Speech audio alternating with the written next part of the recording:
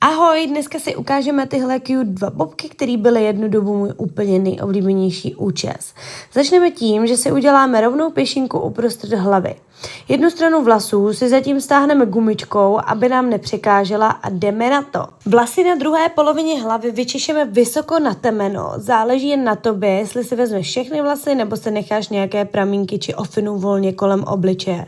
Teď fakt důkladně pročesat ze všech stran co nejvíc uhladit. Čím líp připravíš základ, tím líp to pak bude držet. Pak si vezmeme gumičku a teď máš dvě možnosti. Buď si nejdřív uděláš klasický culík, pokud si nejsi jistá, nebo pokud už máš nějaké zkušenosti s nesystematickým motáním drdulků, jako mám já, můžeš začít rovnou motat. Ale jak říkám, čím víc si s tím pipláš, tím hůř to vypadá. Hlavně pořádně utahovat a zatím neřeš, jak divně to vypadá, to doladíme prostě potom. Stejným způsobem zabojuju i na druhé straně a ideálně mít gumičku ve stejné barvě vlasů, ne jako já. Teď přichází moment smíření. Oba bobky nikdy nebudou vypadat úplně stejně.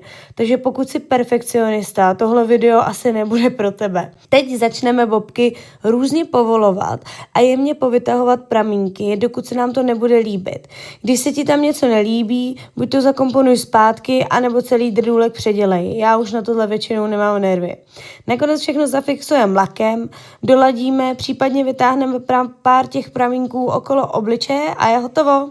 Pokud se ti tyhle her videa líbí a baví tě, budu ráda za follow, like nebo komentář a uvidíme se zase příště. Ahoj!